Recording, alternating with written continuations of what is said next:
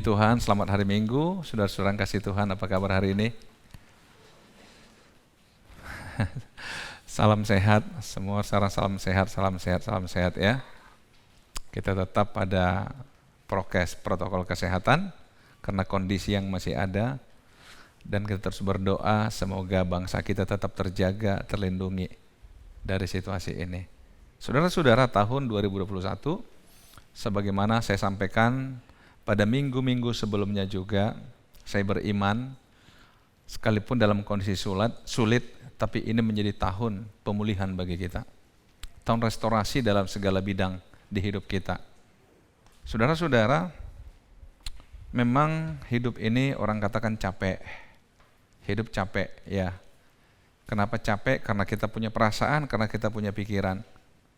Segala sesuatu yang tidak nyambung dengan apa yang kita rasakan tentu membuat kita itu capek. Segala sesuatu yang tidak nyambung dengan pikiran kita tentu mengganggu pikiran kita. Sehingga mau nggak mau kita menjadikannya sebagai bahan pikiran atau mengganggu perasaan kita. Salah satu juga yang sebenarnya yang tanpa kita sadari bahwa manusia itu dikendalikan oleh pandangan hidupnya, paradigmanya. Jadi seperti apa sih konsep-konsep ada di pikiran kita? Seperti apa sih cara-cara kita mengatasi hidup kita, menjalani hidup kita? Itulah yang sebenarnya menentukan kehidupan ini. Karena itu hari ini saya ingin mengajak kita belajar satu hal dengan tema yang saya berikan, pemulihan paradigma. Mungkin saudara-saudara paham, biasanya orang menggunakan istilah perubahan paradigma. Tapi saya gunakan istilah pemulihan, bukan hanya supaya nyambung dengan tema tahunan, tetapi saya ketika mendalami, saya punya keyakinan begini, dalam diri kita ada hal-hal yang baik, dalam diri kita ada banyak hal yang positif, cuma seringkali dia tidak terekspos ya, tidak tergali dengan baik, dan kita hanya menjalankan hidup kita berdasarkan apa yang kita pahami, apa yang kita ketahui, yang kita anggap benar, dan ternyata belum tentu benar. Saudara-saudara, kalau kita kembali kepada paradigma, saya coba mengutip beberapa tulisan ya. Apa itu paradigma? Paradigma adalah cara orang melihat diri mereka sendiri dan lingkungannya yang akan mempengaruhi pemikiran atau kognitifnya, sikapnya atau afektifnya, dan juga perilaku. Saudara-saudara, dengan kata lain, cara kita melihat diri kita, cara kita melihat lingkungan kita, cara kita melihat orang-orang lain, itulah yang disebut dengan paradigma. Paradigma, cara kita melihat, cara kita memandang. Atau orang juga ada yang mengatakan paradigma sama dengan pandangan hidup. Ada yang mengatakan paradigma sama dengan filosofi atau filsafat hidup. Atau apapun itu, atau konsep atau apapun itu. Tetapi saudara, kita harus paham bahwa paradigma kita itulah yang akhirnya menjadi seperti peta jalan, seperti apa yang kita ikuti gitu. Jadi kalau ada sesuatu yang tidak sesuai dengan apa yang kita pikirkan, maka kita anggap itu sebuah kesalahan. Nah, paradigma juga dikatakan adalah seperangkat asumsi, konsep, nilai-nilai, dan praktik yang diterapkan dalam memandang realitas. Asumsi, konsep, nilai-nilai, asumsi. Saya coba mengajak saudara untuk memahami apa sih asumsi atau praduga. Saudara-saudara, sering orang menganggap asumsi itu sebagai sebuah kebenaran. Saudara-saudara yang pernah kuliah barangkali tahu asumsi dasar atau yang disebut dengan hipotesa. Itu kan barulah sebuah anggapan awal yang harus dibuktikan apakah itu memang benar atau salah. Tetapi sayangnya hari-hari ini saudara, ada banyak orang hidup dengan asumsi-asumsi. Kalau saudara lihat ketika COVID baru dimulai, ada banyak asumsi di sana. Dan akhirnya masih asumsi, udah disebar kemana-mana. Dan banyak orang terpengaruh. Nah sekarang juga masalah vaksinasi, ada banyak asumsi. Betul nggak? Saya mungkin udah berapa kali tanya orang, Pak Pendeta mau nggak divaksin? Saya katakan mau. Saya tanya balik, kenapa memang? Loh katanya. Saudara-saudara, katanya. Coba asumsi.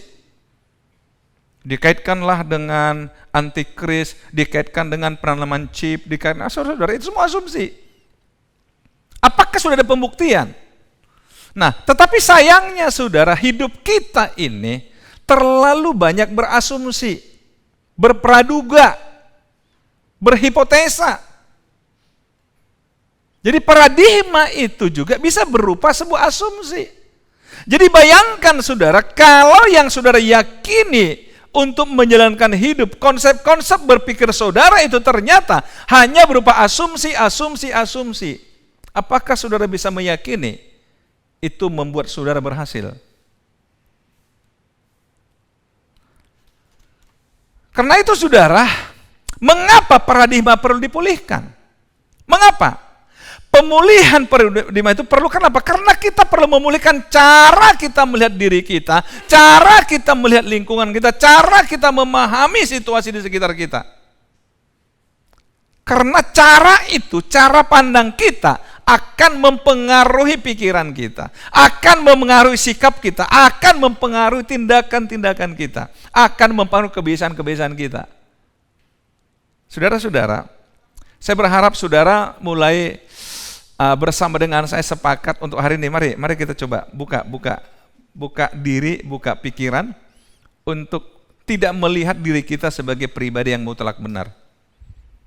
Tidak lagi melihat diri kita sebagai pribadi yang merasa saya sudah on the track seperti itu. Saya sudah pada jalur yang benar.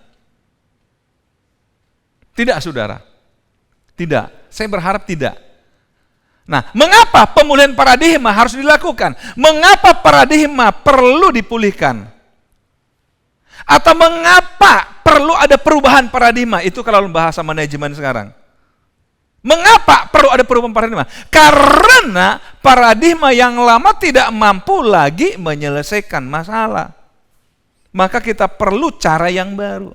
Kalau cara yang lama tidak lagi efektif, kalau cara yang lama tidak lagi mampu menolong kita dalam menyelesaikan masalah kita, mengapa kita tidak coba cara yang baru? Yang walaupun itu mungkin bagi kita belum kita kenal. Atau kadang-kadang kita mengatakan itu agak bertolak belakang dengan logika berpikir saya. Nah, ini saudara coba lihat paradigma. Salah satu saudara yang ketika saya katakan di minggu-minggu pertama di awal tahun ini, ketika pemulihan batin, luka batin, yang namanya mengampuni itu. Saudara-saudara, orang katakanlah, orang bersalah kan bukan diampuni Pak, tapi kan dihukum. Iya. Tapi apakah kalau kita menghukum orang bersalah pada kita, kita merasa hebat? Kita merasa pulih? Kita merasa tenang? Kita merasa bahagia? Enggak juga. Sebab kalau kita membalas kejahatan, jangan lupa orangnya akan juga membalas lagi. Apakah kita mau hidup kita sepanjang hidup hanya berbalas-balasan? Capek saudara. Tapi begitu aku mengampuni, itu sama dengan selesai sudah. Tidak ada lagi masalah. Selesai. Saya selesai dengan kamu. Ini salah satu contoh saudara. Jadi perubahan paradigma.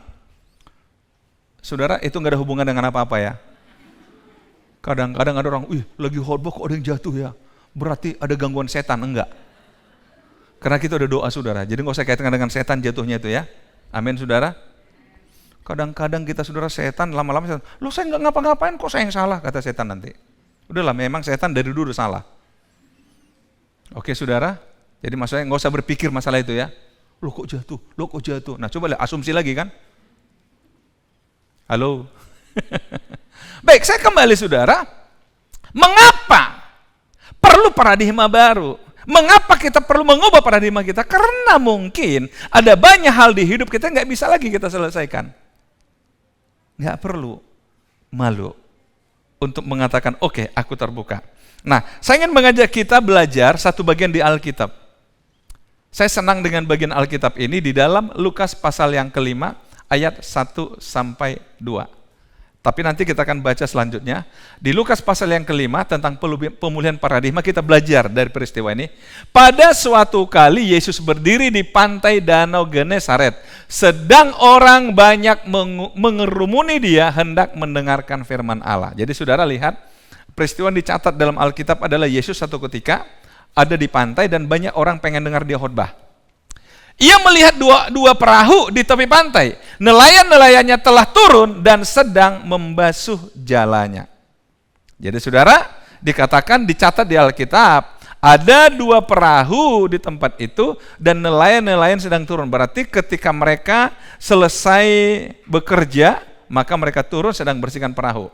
Nah, ayat 3 dan 4, ia di sini adalah Yesus naik ke dalam salah satu perahu itu, yaitu perahu Simon, dan menyuruh dia supaya menolakkan perahunya sedikit jauh dari pantai. Lalu ia duduk dan mengajar orang banyak dari atas perahu. Setelah selesai berbicara, ia berkata kepada Simon, bertolaklah ke tempat yang dalam dan tebarkanlah jalamu untuk menangkap ikan. Simon menjawab, Guru, telah sepanjang malam kami bekerja keras dan kami tidak menangkap apa-apa, tetapi karena engkau menyuruhnya, aku akan menebarkan jala juga. Dan setelah mereka melakukannya, mereka menangkap sejumlah besar ikan, sehingga jala mereka mulai koyak. Lalu mereka memberi isyarat kepada teman-temannya di perahu yang lain supaya mereka datang membantunya. Dan mereka itu datang, lalu mereka bersama-sama mengisi kedua perahu itu dengan ikan hingga hampir tenggelam. Saudara lihat, ini peristiwa yang nyata di zaman Yesus. Peristiwa yang nyata. Jadi ada orang yang bernama Simon dan teman-teman. Mereka baru saja gagal. Dan dalam kegagalan mereka itu Yesus temui mereka. Dan Yesus buat mereka berhasil. Nah saudara-saudara, mengapa mereka bisa berhasil? Nah di sini yang saya coba tangkap.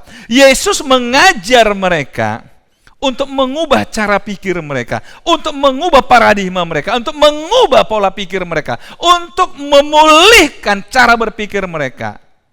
Yang tadinya kita terlalu fokus pada diri kita, terlalu fokus pada pengalaman kita, terlalu fokus pada pengetahuan kita. Tapi Yesus memulai dengan cara yang sangat-sangat sederhana. Saudara-saudara coba lihat. Masalah yang mereka hadapi itu apa? Guru, telah sepanjang malam kami bekerja keras dan kami tidak menangkap apa-apa. Bayangin saudara. Telah sepanjang malam kami bekerja keras dan kami tidak menangkap apa-apa. Simon Petrus dan teman-teman di sini nelayan. Berarti mereka sangat paham dengan cara menangkap ikan. Tetapi ternyata pengalaman mereka sebagai nelayan tidak jadi jaminan bahwa mereka akan berhasil. Buktinya, sepanjang malam kami bekerja keras. Saudara, tahu artinya bekerja keras? Dan kami tidak menangkap apa-apa, nol. Kerja keras hasilnya nol. Kadang-kadang kan orang selalu katakan ternyata proses tidak mengkhianati hasil. Kalau orang kerja keras pasti berhasil. Nggak mungkin enggak, karena proses tidak mengkhianati hasil. Wow. Itu bahasa orang yang berhasil. Kalau bahasa orang yang gagal, ternyata proses. Apa? Belum pernah dengar sih saya, mau coba ngarang tapi nggak dapat. Jadi saudara-saudara, nggak jadi ukuran saudara. Saudara mungkin bisa juga mengatakan, iya juga ya. Saya mencoba dengan segala kemampuan saya dengan ini, tapi kok hasilnya nggak seperti yang saya bayangkan. Saya sudah bekerja keras di hidup ini, tapi kok hidup saya begini-begini aja. Bekerja keras dengan kapasitas Simon sebagai nelayan, dengan kompetensi yang dia miliki sebagai nelayan dan dia bekerja keras. Harusnya saudara, rumusnya kalau orang sudah punya kompetensi dan dia bekerja keras, kompetensinya harusnya berhasil dong. Tapi nggak jadi jaminan, saudara. Karena itu, saudara, ada orang mengatakan begini, mengapa tidak semua orang pintar itu berhasil? Mengapa tidak semua orang pintar berhasil?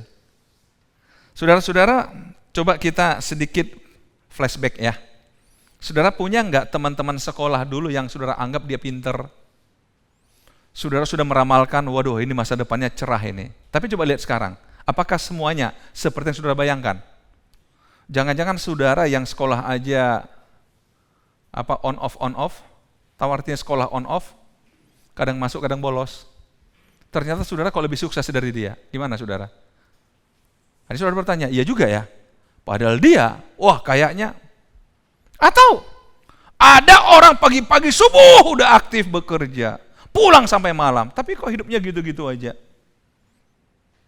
Saya tidak ingin mengatakan bahwa tidak perlu seperti itu, bukan. Poin saya bukan di situ. Tetapi ada kalanya terjadi di hidup ini, kita sudah bekerja keras, sudah melakukan segala yang bisa kita lakukan, tapi tidak menghasilkan apa-apa. Nggak dapat apa-apa. Apa yang terjadi, saudara? Apa yang terjadi? Nah, kita mau belajar dari sini, saudara. Saya coba lihat, maka tadi saya katakan Tuhan membawa mereka kepada hal yang sangat sederhana. Yang pertama kita lihat, dikatakan Yesus melihat 2 perahu di tepi pantai. Nelayan telah turun dan sedang membasuh jalannya. Berarti siap pulang ke rumah dong. Sedang turun dan membasuh jalannya. Berarti udah turun dari perahu, jalan dibersihkan di pantai itu. Tetapi saudara lihat, ia naik ke dalam salah satu perahu itu perahu Simon. Nah, ketika mereka sudah turun, justru Yesus naik ke atas perahu dan menyuruh dia supaya menolakkan perahunya sedikit jauh dari pantai. Saudara, saya ingin saudara membayangkan peristiwa ini. Seandainya saudara yang punya perahu. Wow. Ya, ini ada perbaikan, tapi oke. Perahunya sedang jatuh.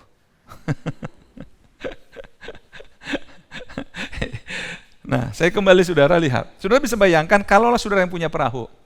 Semalaman bekerja keras tapi nggak dapat apa-apa. Semalaman loh, bekerja keras tapi nggak dapat apa-apa. Dan saudara tentu sedang bersihkan dan siap pulang ke rumah sebagai seorang yang gagal.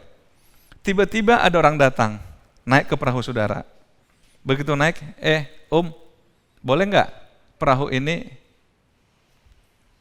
kita ke tengah lagi yuk? Yuk kita masuk lagi ke dalam. Kira-kira saudara bilang apa sama orang itu? Halo? Seandainya saudara ikuti budaya Medan, apa kau bilang? Gimana kira-kira? Kalau saudara ikut gaya bahasa Medan, apa kau bilang? Kau nggak tahu aku capek? Semalaman aku, kau suruh lagi, apa kau bilang? Jangan gitulah. Jangan gitulah. Kalau cari masalah jangan sekarang, nantilah. Wah, misal gaya Medan. Tapi Yesus lihat, dia sengaja. Tapi yang menarik di sini, saudara, ini yang buat Simon itu berat. Yang menarik, Simon nggak marah, Simon tidak protes, tapi dia nurut. Yesus naik perahunya nggak masalah, suruh bertolak ke tengah nggak masalah. Dia bawa lagi ke tengah walaupun capek. Saudara-saudara, kadang-kadang saya berpikir begini. Karena dulu saya pernah dengar banyak kisah-kisah dari orang ya. Seperti saudara pernah tahu nggak pemecah batu? Saudara tahu kisah pemecah batu? Saudara tahu orang memecahkan batu, tentu kita bicara zaman-zaman dulu ya. Kalau ada satu bongkahan batu yang katakanlah diameternya 2 meter begitu, dia tidak datang bawa palu yang 25 kilo. Sebab kalau dia bawa palu 25 kilo untuk mecah batu ini, ngangkat palunya aja gimana? Ngayunnya gimana? Betul nggak? Enggak. Dia cukup pakai palu yang kecil, yang mungkin beratnya 1 kilo atau setengah kilo bahkan. Tapi yang dilakukan sama dia apa? Dia ketok, dia pelajari batu di mana, baru dia ketok di tempat yang sama. Dia ketok seharian di tempat yang sama. Dia ketok. Tidak perlu pakai tenaga yang besar. Mungkin ketokan pertama kelihatannya tidak berhasil. Ketokan ke-1000 kelihatan belum berhasil. Tapi mungkin ketokan ke-2001 mulai kerak batu besar. Pertanyaannya, apakah itu hanya karena ketokan yang ke-2001? Enggak. Ketokan pertama itu ternyata sudah memberi efek kepada batu itu. Tapi ketekunan dia, plek. Makanya ada istilah begini, kadang-kadang ada orang bekerja keras, tetapi berhenti pada garis-garis akhir. Artinya tidak menghasilkan apa-apa. Nah itu satu sisi. Tetapi di sisi ini saya merasa, bukan karena harusnya dia menjalan sampai pagi, nggak cukup malam aja, bukan di situ. Tetapi ada dua hal, saudara, kalau kita mau lihat di sini ya, ada dua hal. Saya coba baca buku, saudara, waktu saya persiapkan khotbah ini, saya baca buku, ada dua hal yang menurut mereka itu hal-hal yang tidak logika, yang bertentangan dengan logika dari Petrus sebagai nelayan. Logika pertama adalah yang suruh dia ini melakukan itu adalah Yesus. Secara manusia Yesus bukan nelayan loh, dia anak tukang kayu. Anak tukang kayu ngajari nelayan untuk nangkap ikan. Masuk akal enggak? Saudara kalau lagi gagal dalam bisnis A misalnya, tentu saudara mencari orang yang mengerti bisnis A, betul enggak? Baru minta saran dari dia. Enggak mungkin saudara cari orang yang enggak mengerti bisnis itu. Enggak mungkin. Jadi orang merasa yang pertama keanehan di sini adalah bahwa Petrus harus mendengarkan saran dari orang yang tidak mengerti cara menangkap ikan. Nah ini saudara kalau ingin bicara masalah pemulihan atau perubahan paradigma tadi. Yang kedua, ketika dikatakan bertolaklah ke tempat yang lebih dalam, mereka punya jala, bukan jaring besar. Kalau ke tempat lebih dalam kan diperlukan jaring besar, saudara. Tapi dikatakan, ayo ke tengah, ayo. Lebih dalam. Saudara-saudara, ini dua hal ini, saya khawatirnya begini. Kalaulah kita kembali yang tadi, udah capek-capek, orang naik ke perahu, suruh ke tengah lagi, suruh ini lagi, waduh. Kayaknya kalau begini, ini ngajak berkelahi orangnya. Tapi lihat Petrus di sini. Itulah sebabnya ini dicatat dalam Alkitab, bahwa ada seorang Petrus, yang walaupun dia seorang nelayan yang berpengalaman, tapi dia bisa gagal. Dan dalam kegagalan dia, Yesus datang ke perahunya. Jadi yang pertama adalah saudara lihat, izinkan Yesus masuk ke perahunya dia. Dia izinkan Yesus masuk ke dalam bisnisnya dia. Dia izinkan Yesus masuk ke dalam usahanya dia. Dia izinkan Yesus masuk ke dalam hidupnya. Ini langkah awal, saudara. Jadi kalau engkau sedang mengalami kegagalan dan apapun yang kau lakukan kayaknya enggak menghasilkan sesuatu, yang kau perlukan adalah buka hati, buka pikiran, biar Tuhan Yesus masuk dalam hidupmu. Amin, saudara? Harus. Karena apa? Saudara harus mulai mengatakan, ternyata pikiran saya sudah nggak mampu. Pengetahuan saya sudah nggak mampu mengatasi masalah saya. Saya perlu Tuhan untuk hidup saya. Saya perlu Tuhan. Karena itulah saudara, ke gereja itu sudah langkah yang paling pas. Ketika sudah punya pergumulan, ke gereja sudah langkah paling pas. Walaupun jujurnya begini, kadang-kadang ada orang ketika tanya, kenapa nggak ke gereja Pak? Ya lagi banyak masalah. Nah terbalik kan? Berarti dia mau ke gereja setelah selesai masalahnya. Bu, kenapa nggak gereja? Ya lagi panik nih, lagi malas. Saya lagi nggak enak perasaan, nggak enak hati. Makanya nggak ke gereja. Wah, harusnya justru karena banyak masalah ke gereja. Tinggalkan hidup atau paradigma yang lama dan coba datang ke gereja dan izinkan firman Allah masuk dalam pikiran kita. Nah, barulah yang kedua saudara lihat, Yesus setelah dalam perahu, lalu ia duduk dan mengajar banyak orang dari perahu. Mengizinkan hidupmu dipakai Tuhan. Wah, kadang-kadang saudara lihat begini.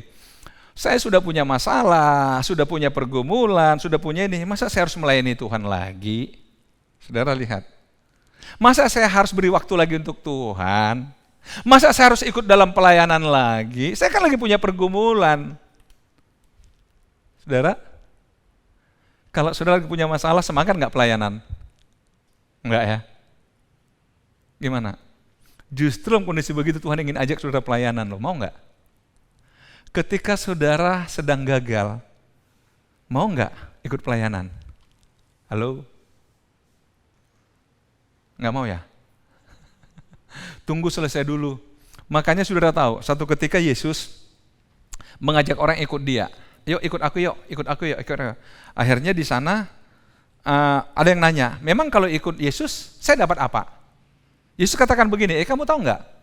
Kalau serigala aja punya lubang, burung di udara itu punya sangkar, tapi saya anak manusia, saya nggak punya tempat loh untuk meletakkan kepala saya. Artinya apa? Nggak ada. Saya nggak janji sama kamu loh, kalau ikut aku, kamu dapat apa-apa. Akhirnya ada seorang muda mengatakan, kalau begitu Tuhan, tunggu dulu lah, aku pulang ke rumah dulu, aku mau kuburkan bapakku dulu. Setelah aku kuburkan, baru aku datang ikut kamu. Sebenarnya waktu itu bapaknya nggak mati. Kalau mati ngapain dia ikut Yesus, betul nggak? Artinya apa? Kalau gitu, tunggu dulu, bapakku kan sudah tua. Nanti dia mati, aku dapat warisan. Nah warisan aku jual, aku punya uang, baru ikut Yesus. Jadi aku punya apa? Punya bekal. Jadi aku nggak perlu kerja, nggak dapat apa-apa, tapi aku udah punya uang. Terus katakan apa? Biarlah orang mati kuburin orang mati. Itu sebabnya Yesus dengan keras mengatakan begini, kamu tahu nggak? Barang siapa tidak meninggalkan ayahnya, ibunya, saudara laki-laki perempuan, nggak layak ikut aku. Nah, apalagi saudara, hanya masalah sekedar persoalan pekerjaan yang nggak sukses apa semua. Tapi dalam konteks ini saya tidak ingin katakan saudara tinggalkan, bukan. Tetapi di sini, orang yang sedang gagal seperti Petrus, yang tadinya sudah mau pulang, tapi saya kata, enggak, ayo kita ke tengah lagi yuk. Aku perlu kau Petrus, aku perlu perahumu Petrus. Artinya Yesus berkhotbah dari perahu itu. Mau enggak saudara? Biasanya orang kalau punya masalah, dikuasai oleh masalahnya. Tapi Yesus ingin mengalihkan pikirannya dari masalahnya dengan memberikan aktivitas baru, pelayanan. Amin saudara. Gimana saudara?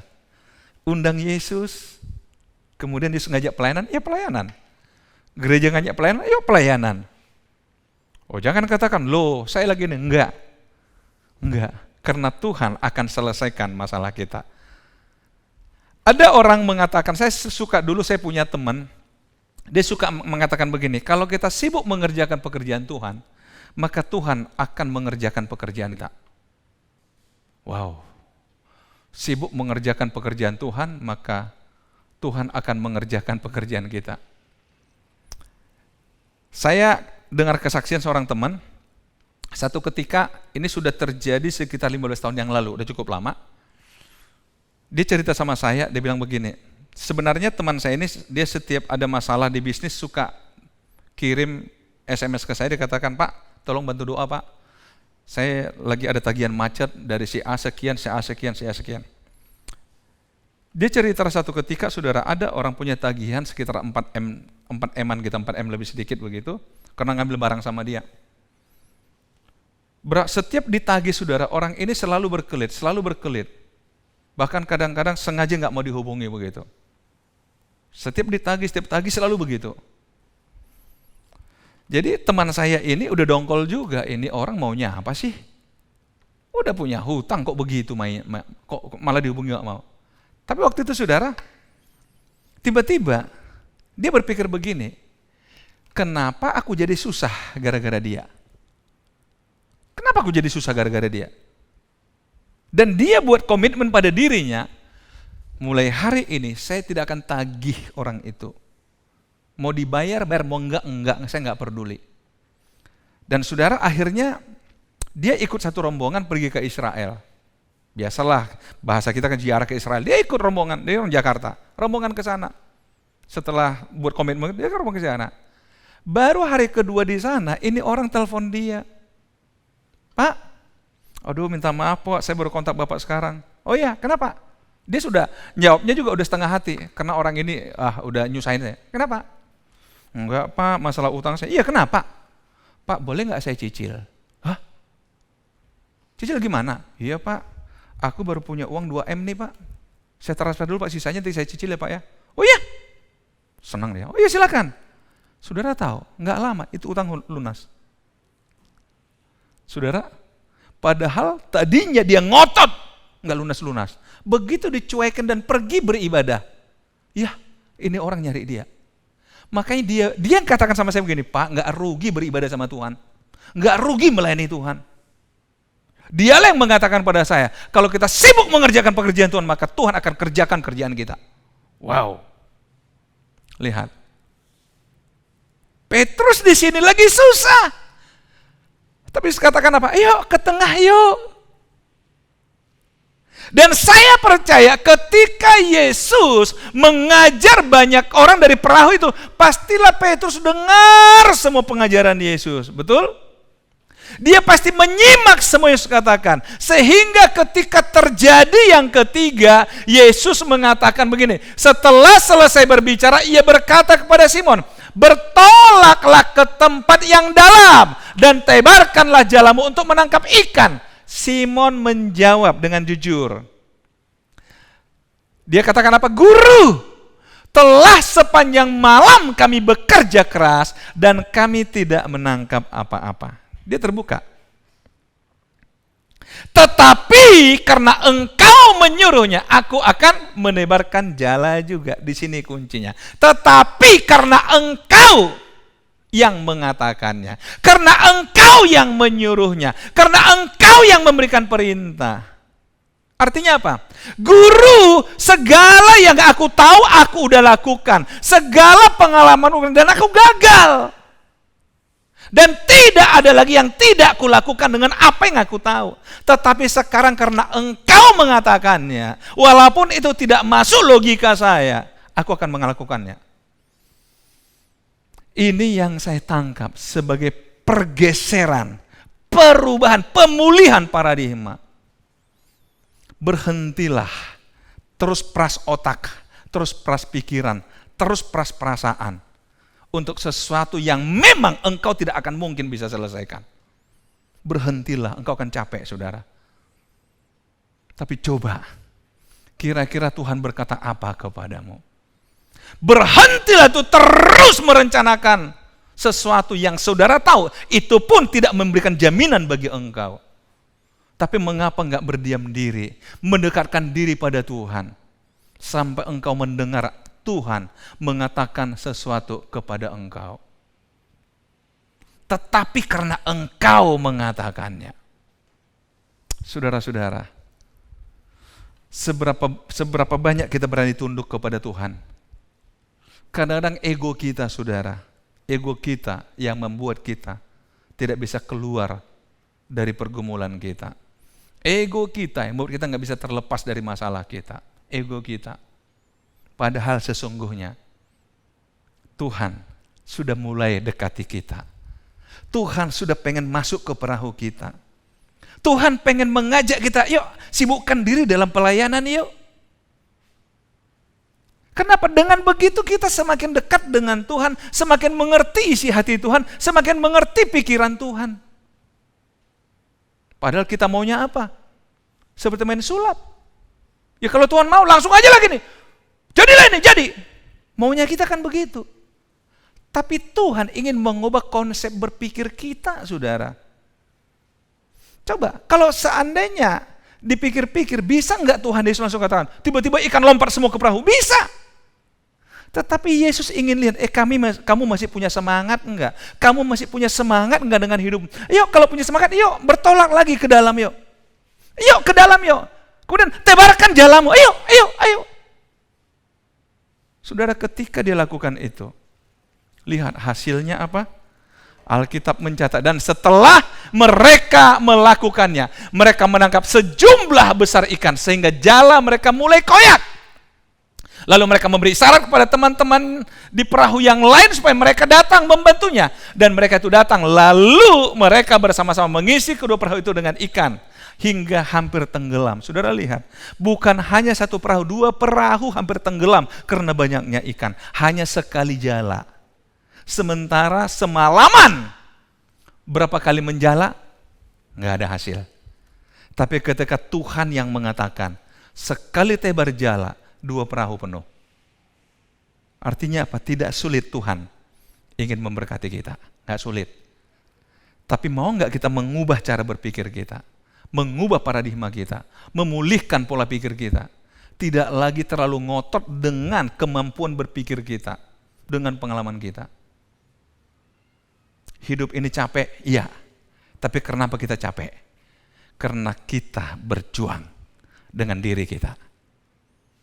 Karena kita terlalu ngotot dan merasa diri mampu. Akhirnya apa yang terjadi, saudara? Kegagalan demi kegagalan demi kegagalan. Saudara yang kasih Tuhan, saya ingin kita merenung siang hari ini. Kita merenung. Coba abaikan masalah yang kau hadapi. Semalaman Petrus gagal, dia berdiam.